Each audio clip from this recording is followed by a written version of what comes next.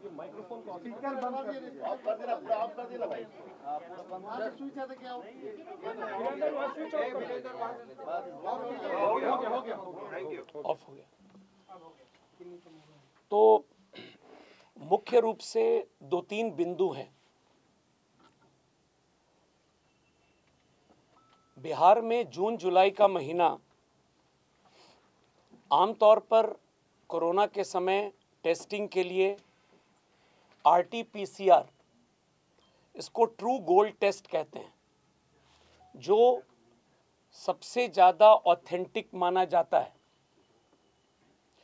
बिहार में हमारी क्षमता जून और जुलाई में 1000 की भी नहीं थी। 11 जुलाई को Indian council medical research ICMR, ये पूरे कोरोना से संबंधित जो भी किट्स इत्यादि वो ICMR के द्वारा अप्रूव्ड ही अलाउड हैं, तो इसकी अनुमति पूरे देश में मिलती है।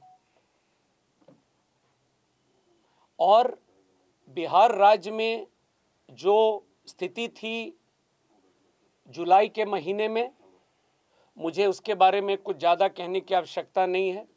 आप में से जितने लोग हैं सबके पास विजुअल्स होगा, सब कुछ होगा उस समय। तो हम लोगों के समक्ष चुनौती थी टेस्टिंग की। Test, track, treat.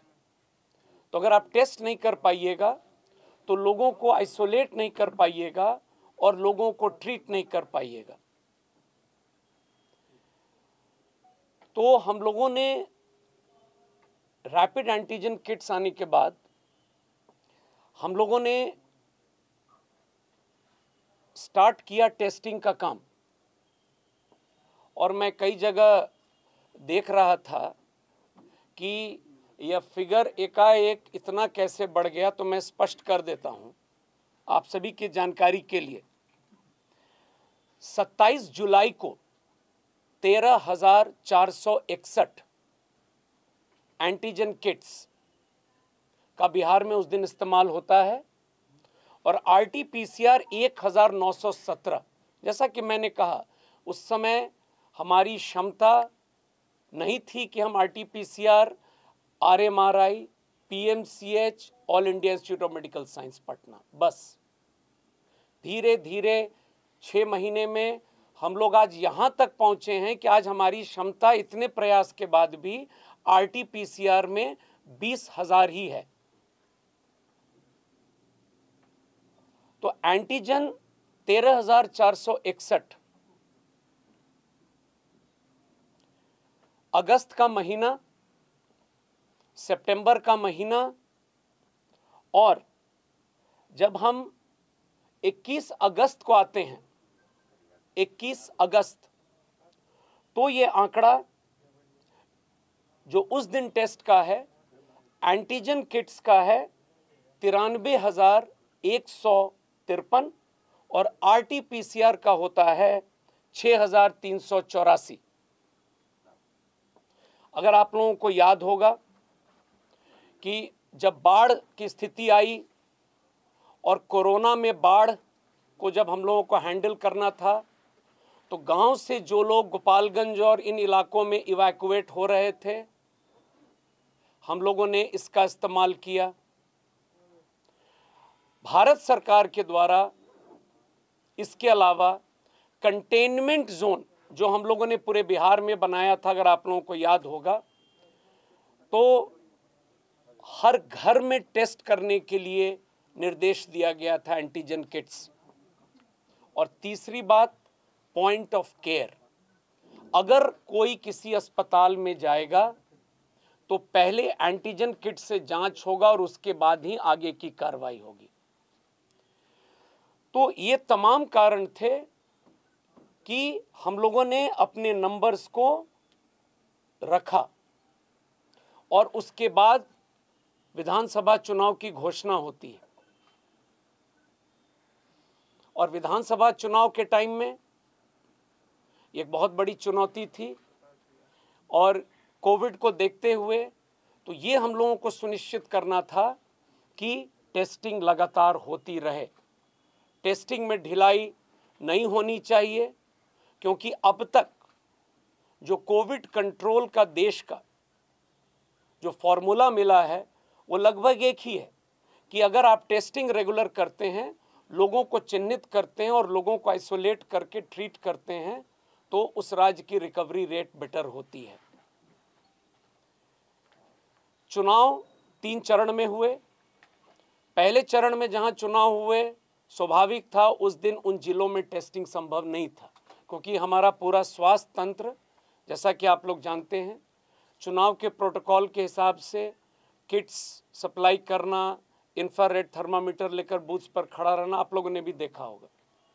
तो बाकी जो 2 चरण के थे जिले, उसमें हम लोगों ने इंक्रीज किया ताकि ओवरऑल टेस्ट बरकरार रहे, लोगों को चिन्हित किया जा सके।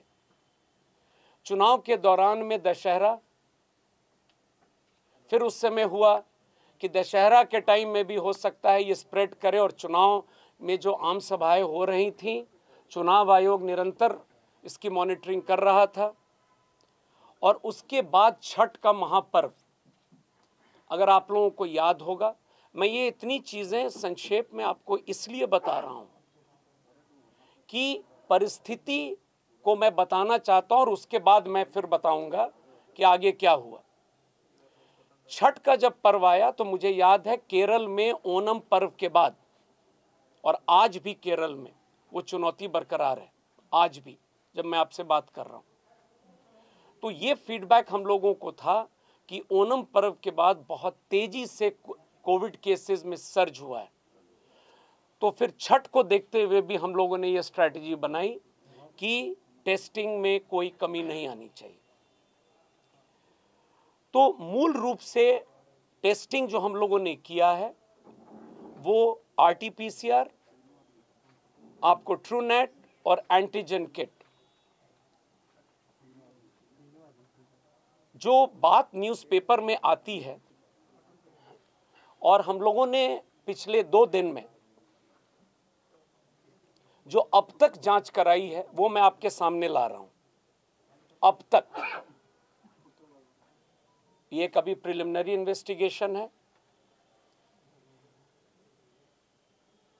जैसे ही ये सूचना मुझे मिली तो एक तरफ जिला पदाधिकारी जमुई, जिला पदाधिकारी शेखपुरा, क्योंकि ये 2 जिलों का नाम बहुत प्रोमिनेंटली उसमें आया था और ज्यादातर जमुई था, तो उन दोनों पदाधिकारियों को जांच के लिए कहा गया। और साथ ही साथ स्वास्थ्य विभाग के द्वारा 10 टीम का गठन करके इन्हें 10 जिलों में पैरेलल हम लोगों ने भेजा कि जो बात अगर आ रही है क्या वो सही है, आंशिक रूप से सही है, पूरी तरह से सही है। तो एक आइडिया लेने के लिए हम लोगों ने अपने यहाँ से 10 टीम को भेजा और बाकी 26 जिले जो बचते हैं उन 26 जिलों के जिला पदाधिकारियों को निर्देशित किया गया कि आप 24 घंटे में 2, 3, 4 प्रखंड में रैंडम जांच करें। रैंडम का अर्थ होता है कि आप कोई भी सूची उठाएं, क्रम 3, 9, 14, 18, 22, 24 जो भी नाम जिन लोगों ने टेस्ट कराए हैं उनका नाम है, मोबाइल नंबर है, आप जांच करें। और जांच में एक और चीज कहा गया था कि नंबर एक चीज है, लेकिन अगर उनका पता है जरूर वहां पर भी जाएं। नंबर भी इंपॉर्टेंट है और वो व्यक्ति है कि नहीं वो भी इंपॉर्टेंट है। तो जो बातें बरहट और सिकंदरा में जांच में आती है उसमें हम लोगों ने पाया कि जो जांच में निकल रहा है कि अधिकांश जगह बरहट और सिकंदरा में वो नंबर तो गलत था ही, वो व्यक्ति भी नहीं मिले। ये बहुत गंभीर बात प्रकाश में आई। तो उसके लिए बरहट और सिकंदरा के संबंधित जो हमारे लैब टेक्नीशियन एएनएम जो जाते हैं जांच करने, उनके ऊपर होते हैं ब्लॉक हेल्थ मैनेजर जो इंचार्ज होते हैं, उनके ऊपर होते हैं मेडिकल ऑफिसर इंचार्ज जिसको प्रभारी चिकित्सा पदाधिकारी कहते हैं, उसके ऊपर होते हैं हमारे सिविल सर्जन। और आज हम लोगों ने जमुई के जिला प्रतिरक्षण पदाधिकारी पर भी कार्रवाई कर दी है। इन पर तो कल इन लोगों पे कार्रवाई हो गई है और आज जिला प्रतिरक्षण पदाधिकारी जमुई पर भी हम लोगों ने विभागीय कार्रवाई प्रारंभ की है। जहां तक सिकंदरा का सवाल है, शेखपुरा, ये सेम चीज बरहट और सिकंदरा में जो हम लोगों ने पाया तो इतनी कार्रवाई वहां हुई।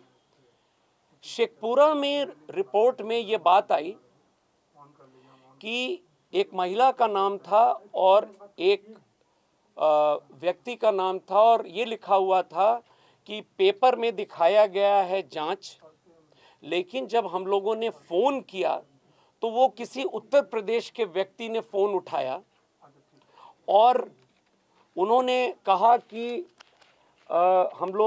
मैं यूपी का रहने वाला हूं और सार ये लगा कि ये रिपोर्ट भी गड़बड़ है, जाली है। उस लड़की का नाम सोनाली कुमार है, न्यूज़पेपर में जो समाचार निकला था, और ये अजीत कुमार जिनका नाम है उनकी बेटी हैं। उनका मोबाइल नंबर 7004233841 रजिस्टर्ड है।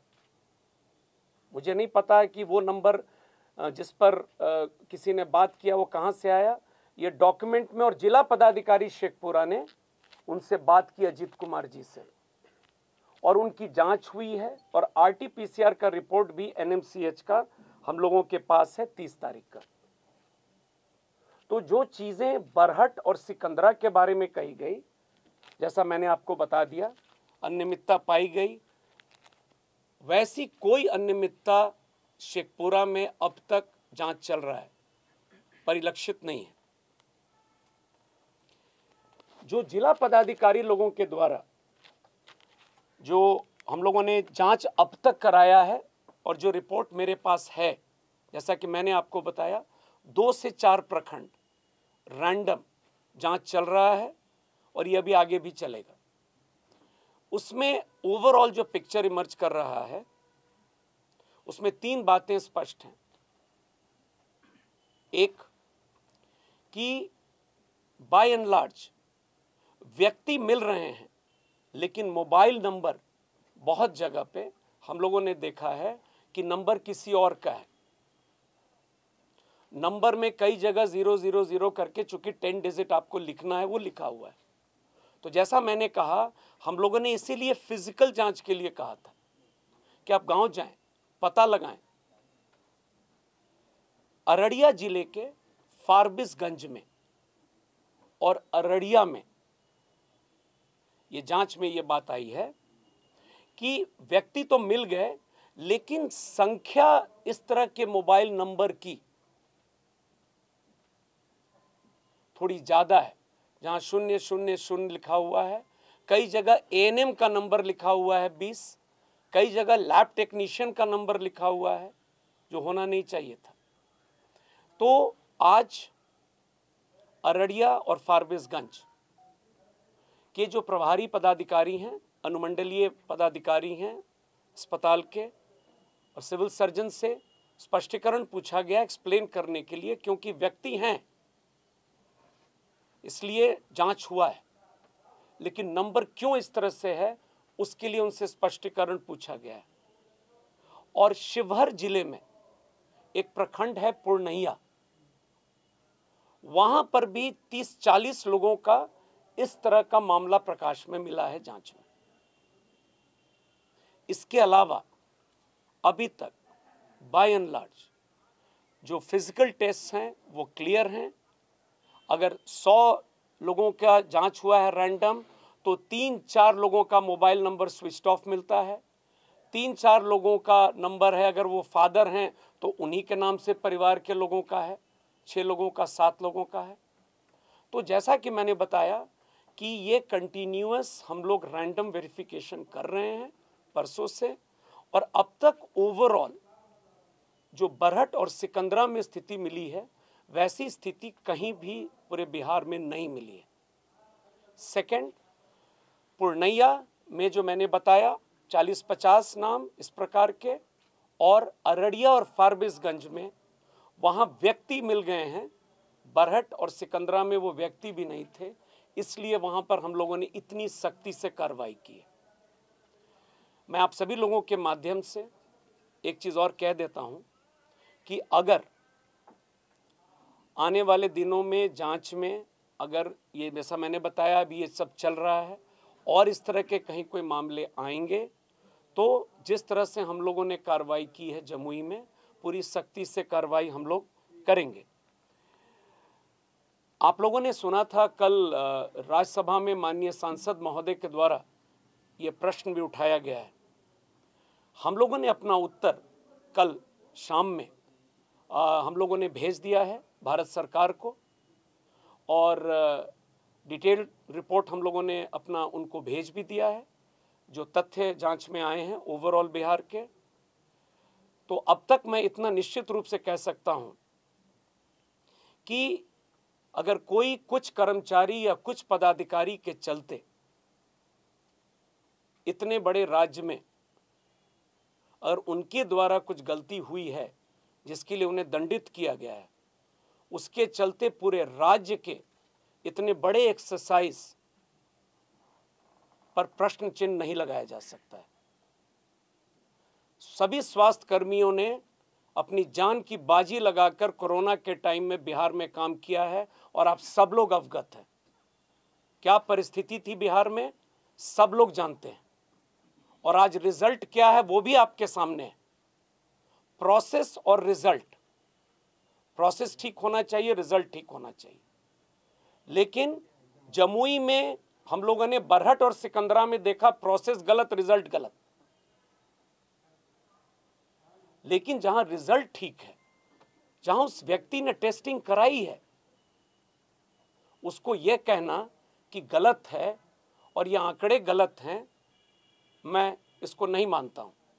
और ये पूरे स्वास्थ्य कर्मियों जो कोरोना वॉरियर्स के द्वारा जो अपनी जान की बाजी पर इन लोगों ने काम किया है, कई लोग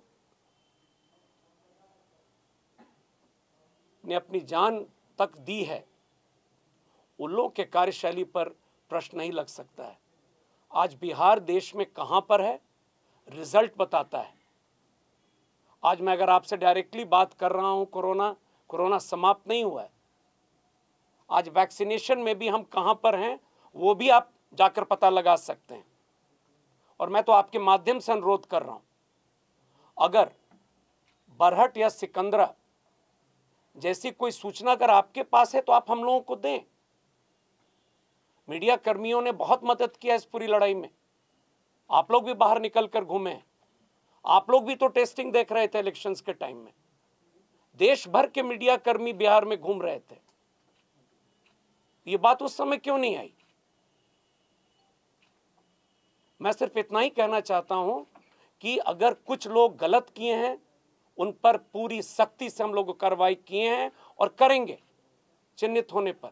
लेकिन उसके चलते पूरे राज्य में जो हमारे विभाग के कर्मियों ने मेहनत किया है, हमारे डॉक्टर्स ने मेहनत किया है, ये मामूली काम नहीं हुआ है कि आज हमारा रिकवरी रेट आपके सामने है, हमारे कोरोना केसेस आपके सामने हैं, वो तो कोई नहीं छिपा सकता है।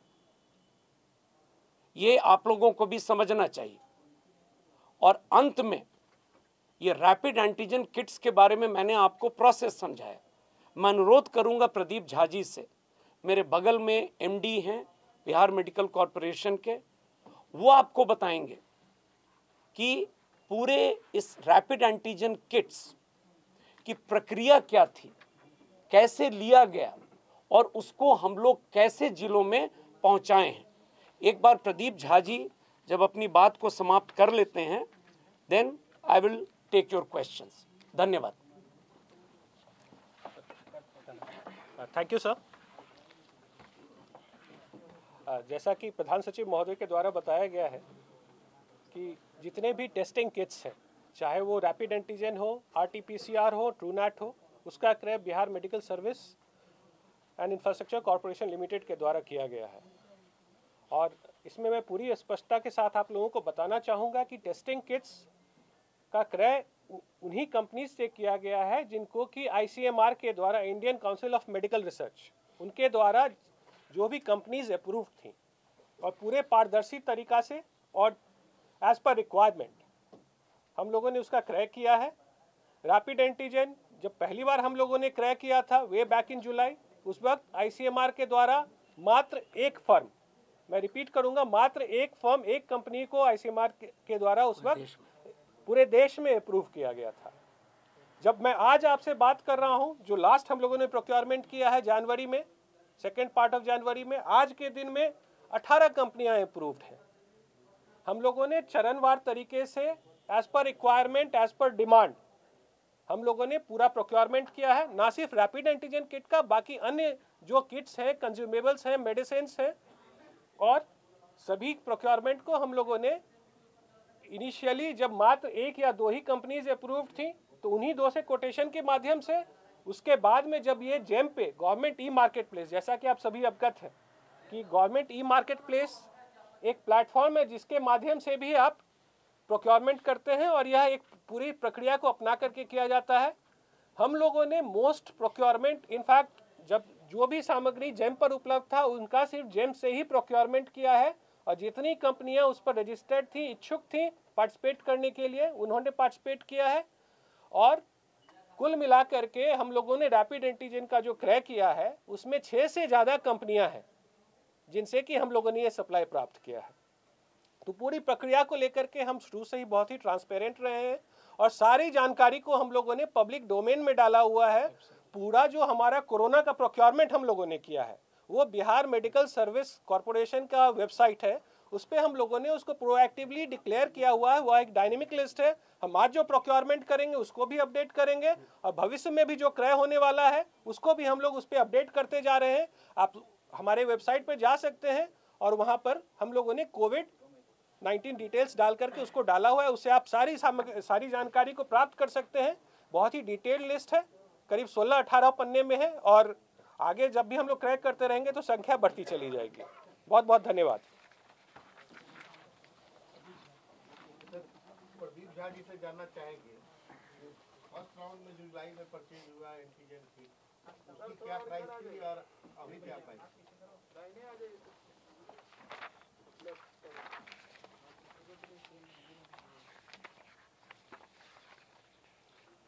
जब हम लोगों ने जुलाई में 9 जुलाई को जब प्रोक्योर किया था रैपिड एंटीजन किट, उस वक्त उसका मूल्य था 504 रुपये एक किट का, और आज की तिथि में जब हम क्रैक कर रहे हैं उस वक्त ध्यान दीजिएगा मात्र एक कंपनी थी। आज के दिन में 18 कंपनियां हैं।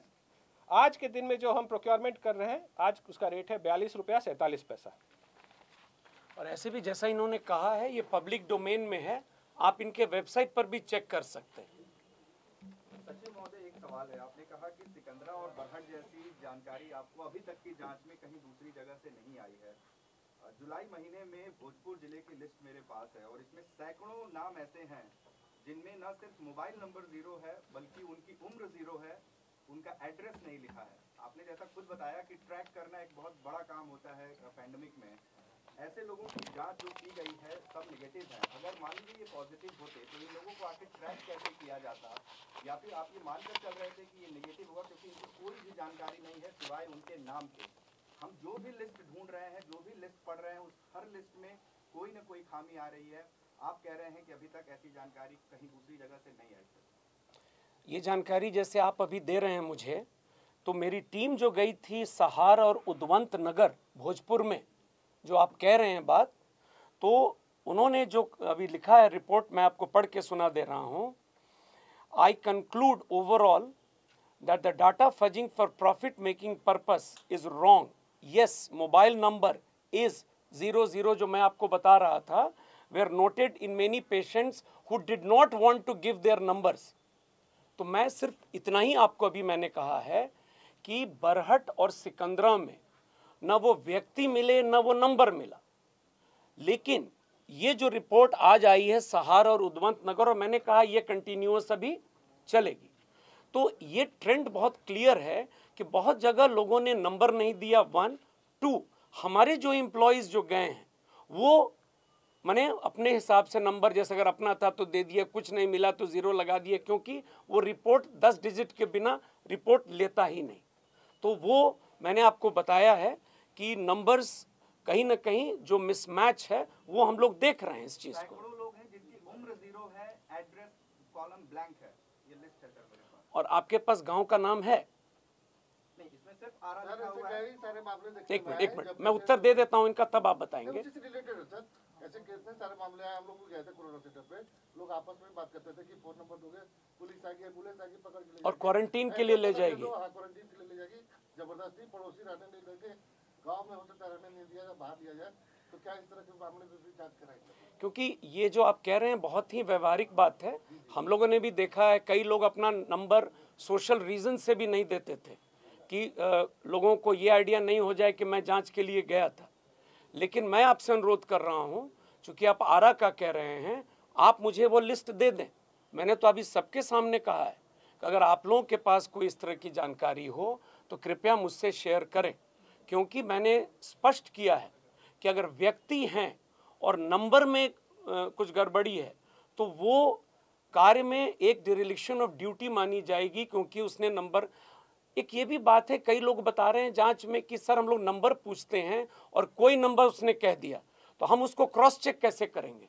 हम उस नंबर को लिख लेते हैं, बाद में पता चलता है कि वो आप अभी कोई नंबर हमको बोलिए और मैं अभी कोई नंबर बोल दूं कि मेरा नंबर है, फिर आप कैसे क्रॉस चेक करते हैं? और काफ़ी संख्या में लोगों ने कराया। इसलिए मेरे लिए इंपॉर्टेंट है कि वो व्यक्ति है कि नहीं। अगर वो व्यक्ति नहीं है, मेरी प्राथमिकता फर्स्ट है वो आदमी कि वो है कि नहीं। अगर आप वो आरा का नाम जो है आप मुझे दे दें और मैं आपको 3 या 4 दिन के बाद बता दूंगा, मैं वेरीफाई करवा दूंगा। नाम भी और आरा लिखा है ना ब्लॉक, मैं करवा दूंगा। सर मुजफ्फरपुर जिले में सर जी। ऐसी भी बातें आई है सामने, जिसमें आपके विभाग के दबाव के कारण जो प्रेशर टारगेट दिया गया था कि 300 पर डे टेस्टिंग का, तो वो लोग सोमवार को अगर मान लीजिए कि 100 आदमी की जांच हुई और उस दिन कुछ कम लोग आए, अगले सोमवार को कुछ कम लोग आए, 85 लोग आए, तो पिछले सोमवार की फाइल का नाम जो है और नंबर उसमें जोड़ दिया नेक्स्ट सोमवार में। कौशलेंद्र जी एक चीज़ क्लियर हो जाइए कि RT-PCR हम लोगों का ट्रू गोल्ड टेस्ट है और हम लोग का थ्रू आउट लक्ष्य था कि ये 1900 से ये संख्या RT-PCR की लगातार हम लोग बढ़ाएं, क्योंकि उससे एक रियल आइडिया मिलता है। एंटीजन में अगर आप नेगेटिव हैं तो नेगेटिव नहीं है, आपको दोबारा जांच कराना चाहिए। पॉजिटिव है तो पक्का पॉजिटिव। तो टारगेट दिया गया था RT-PCR के लिए, न कि एंटीजन के लिए। पॉइंट 1। पॉइंट 2, जो समीक्षा होती थी RT-PCR के समीक्षा में मेडिकल कॉलेजेस का लैब में प्रॉब्लम का नहीं होना, 6 बजे के पहले सैंपल का आना, ताकि लोग काम करें। अगर RT-PCR का प्रॉपर फिगर नहीं आता, उससे एक आइडिया मिलता है जिले का ओवरऑल, जैसे पटना की पॉजिटिविटी रेट क्या थी, मुजफ्फरपुर की। एंटीजन किट से एक आइडिया मिलता है क्षेत्र का, लेकिन पॉजिटिविटी रेट से एक आइडिया मिलता है RT-PCR या ट्रूनेट के थ्रू। इसलिए टारगेट हमेशा RT-PCR का दिया गया है। और मैं आ रहा हूँ तीसरी बात पे, कोई टारगेट के चलते गलती करे या मैं गलती करूं, वो अक्षम्य है। Any other question? एक सवाल है जी। कि आपके यहाँ RT-PCR और एंटीजन टेस्ट का रेशियो क्या था? क्योंकि ये कहा जा रहा था बार-बार चुनाव के समय, उसके पहले भी, कि बिहार में एंटीजन टेस्ट जो है एबनॉर्मली बहुत ही ज्यादा हाई है। दूसरी बात, आपने बोला डेटा का अभी रैंडम सैंपलिंग के हिसाब से आप इन्वेस्टिगेशन करा रहे हैं। आपने कहा मीडिया भी जाके इन्वेस्टिगेट कर सकती है। तो are you contemplating to put all the data in the public domain, कि कोई भी आदमी, कोई भी पत्रकार हो या कोई NGO का हो, थर्ड पार्टी हो, वो जाके उसको वेरीफाई कर सके उससे? क्योंकि आपके पास आज तीसरा एक सवाल आ रहा है कि ये घोटाला है, अनियमितता है, तो स्वास्थ्य विभाग में अगर हुआ है तो स्वास्थ्य विभाग की ही टीम कैसे उसकी इंक्वायरी कर रही है? 3 बातें आपने कही। मैं फर्स्ट पॉइंट से आऊँ। पब्लिक डोमेन में आपको भी पता है this names can not come, secrecy की बात है। उस समय आइडेंटिटी आप डिस्क्लोज नहीं कर सकते थे कोविड टेस्टेड लोगों के नाम, ये आप भी जानते हैं। So it can not come in public domain. उस समय अगर आपको पता होगा कोविड पेशेंट्स के फोटोग्राफ भी अलाउड नहीं थे। Coming to the second point, ये आपका परसेप्शन है कि अगर कोई इस तरह की अनियमितता हुई है, विभाग पूरी तरह से स्वतंत्र है, क्योंकि हम लोगों का यह स्पष्ट अभिमत है कि अगर कोई कहीं अनियमितता हुई है तो वो तो जांच हम ही लोग करेंगे। अगर कोई आप जानकारी मुझे देते हैं तो मैं क्या किसी अन्य विभाग को बोलूं कि वो जांच करेंगे? क्योंकि जो टीम पूरी है, जो सिस्टम पूरा है, और अभी जैसे हम लोगों ने डीएम्स को इन्वॉल्व करके पूरा जांच कराया है 26 जिलों में। Coming to your third point, जो आपने कहा रेशियो के बारे में, ये मैंने शुरू में भी एक्सप्लेन किया ना, I am giving you the figure Manish ji, कि जो चैलेंजेस बिहार के समक्ष हैं वो हैं हमारे आरटी-पीसीआर के जो टेस्टिंग फैसिलिटीज़ है। आज अथक प्रयास के बाद हम 20,000 पर पहुंचे हैं। इतने बड़े स्टेट को, unlike Tamil Nadu and UP where RT PCR की क्षमता पहले से ही बहुत अच्छी थी, तो इतने बड़े स्टेट को क्या सिर्फ आरटी-पीसीआर के हवाले करते? बाढ़ के समय जो नाव से लोग आ रहे थे उनको आप कैसे जांच करते? कंटेनमेंट जोन में लोगों को आप कैसे जांच करते? तो स्वाभाविक था कि बिहार के कंटेक्स्ट में, इलेक्शंस के कंटेक्स्ट में, दशहरा के कंटेक्स्ट में, छठ के कंटेक्स्ट में स्वाभाविक था कि आप एंटीजन का इस्तेमाल करते। The figures as on today if I have to tell you is Truenat 7,18,903, ये कल तक का मैं रिपोर्ट दे रहा हूं आपको। आरटी-पीसीआर 31,37,887 और antigen 1.79 crore. This is the total test, 2,17,021। ये जो टोटल हम लोगों ने किया है 2,17,90,410।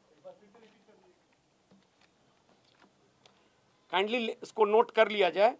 2,17,90,410 कल तक का टेस्ट है, जिसमें ट्रू नेट है 7,18,903, आरटी-पीसीआर 31,37,887 और एंटीजन है 1,79,33,620। एक सवाल है वैक्सीनेशन से जी। वैक्सीनेशन, कई हेल्थ कर्मी टर्न अप नहीं हो रहे हैं, भाग जा रहे हैं। दूसरा, तेज प्रताप यादव ने कहा टीआईपी नहीं ले रहे हैं, आप लोग भी नहीं लिए होंगे, तो ये इफेक्टिव नहीं है। तेज प्रताप ने कहा उनको विश्वास नहीं है वैक्सीन पर। वैक्सीनेशन के बारे में मैं दो ही चीज़ कहूँगा कि भारत सरकार के जो गाइडलाइंस हैं उसका पालन सभी को करना है। और ये जो 2 वैक्सीन्स बिहार में आज के दिन में हैं, कोविशील्ड और कोवैक्सिन, और जहाँ तक स्वास्थ्य कर्मियों का सवाल है तो आप भी अवगत हैं पूरे देश में बिहार प्रथम स्थान पर है जहाँ के हेल्थ कर्मियों ने इस टीका को लगाया है, और यह प्रतिशत 84 से ज़्यादा है।